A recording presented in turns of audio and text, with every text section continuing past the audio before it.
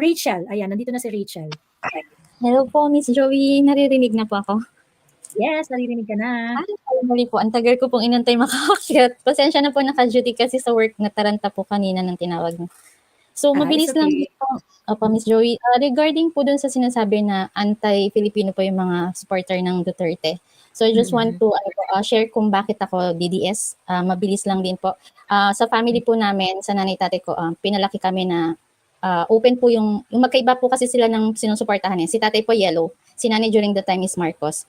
So since makatatay ako, napunta po ako sa yellow nung pwede na akong bumoto, which is kay Noy ko ata yun na experience. Na exercise. Okay. However po, during the time, medyo konting emotional lang po. Isa po yung anak ko sa naturukan ng dengbak siya. So isa po sa naging what do you call this, yung nasa unahan po ng mga laban po ng PAO, ng samahan ng mga ng mga magulang na anak ay naturukan ng dengbak siya. So kaya so yung galit ko po sa yellow is talagang malalim kasi muntik po mamatay ang anak ko. And then marami po kami sa grupo na natulungan ng mga bata. Nagaling po talaga sa laylayan, Miss Joey. Yung mga naturukan is no right po ang parents. So kaya sila nakapirma. And that time kaya ako nakapirma is galing po ako sa work. Tulog po ako. Ay parang kakagising ko lang po, parang wala sa diwa na pirma. So doon start, ilang beses kami na ospital ng anak ko. Kaya yung galit ko sa yellow is malalim po. Hindi ako DDS dahil lang, wala lang po.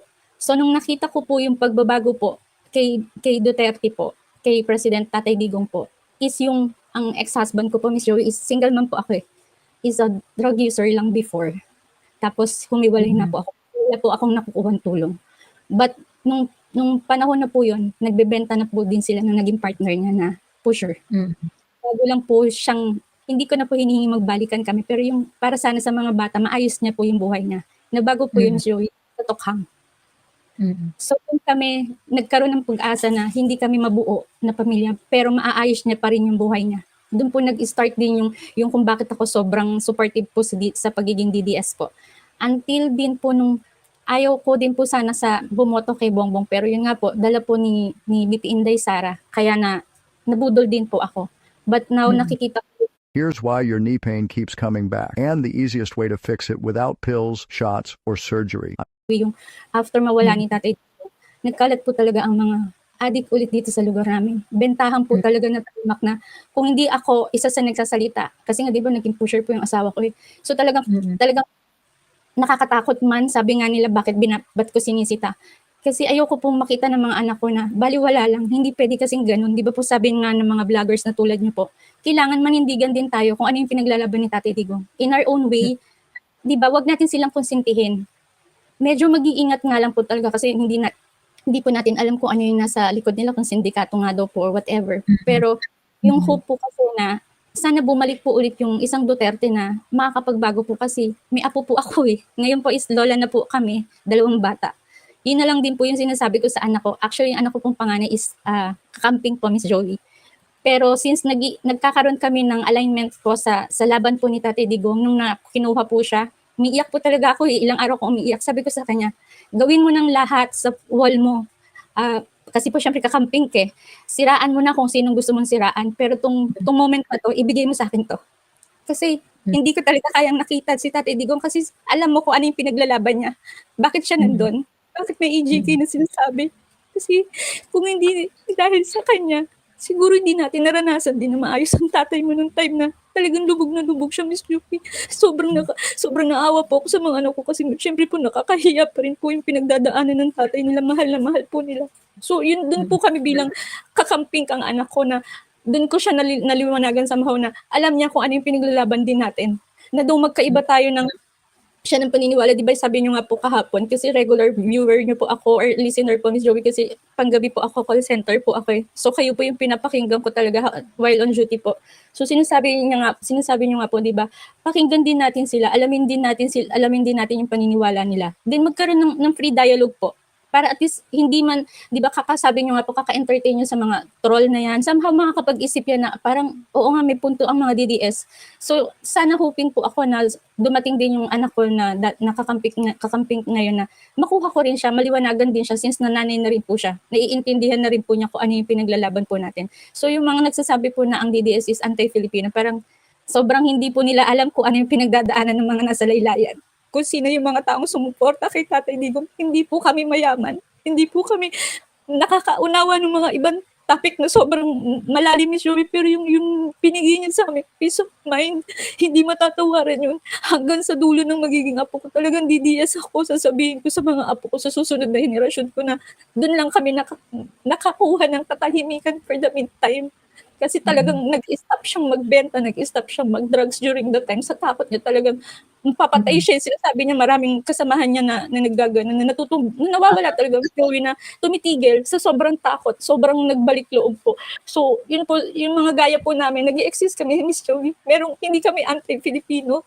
Sobrang galing sa puso po namin yung pagmamahal natin kay Tatay Digong tsaka sa pamilya Duterte po. Kasi sabi ko nga po sa anak ko, soon, 47 ako, Miss Joey. Sana pag nakuha ko po, sana sa Davao, pangarap ko po na ma-experience yung na-experience ng talaga mga totoong DDS po from Davao po. Yun lang po, Miss Joey. Salamat po sa time. Thank you po. Sobrang idol ko po kayo.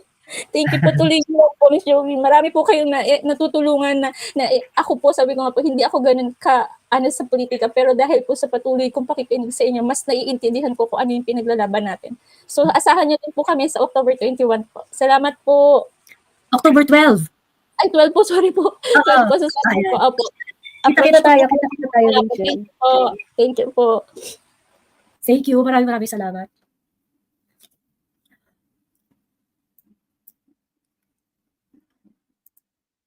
Teka lang ha.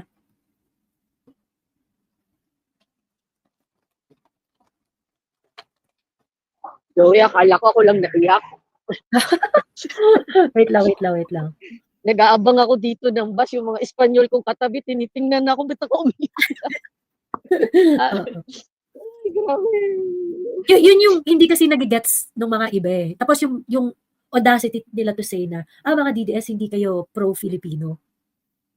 Yung sinasabi ninyo na nag-ordinaryong Pilipino, kami yun. Kami yung ordinaryong Pilipino. Yung sinasabi nyo, pinaglalaban ninyo, kami ay galing sa ganito.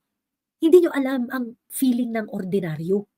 Hindi nyo alam yung feeling na pag merong na ospital sa miyembro ng pamilya ninyo, that would amount to poverty sa pamilya ninyo kasi hindi mo alam yung inipon mong pera, pinagputahan mo ng ilang taon, mauubos kasi meron kang kapamilya na may sakit.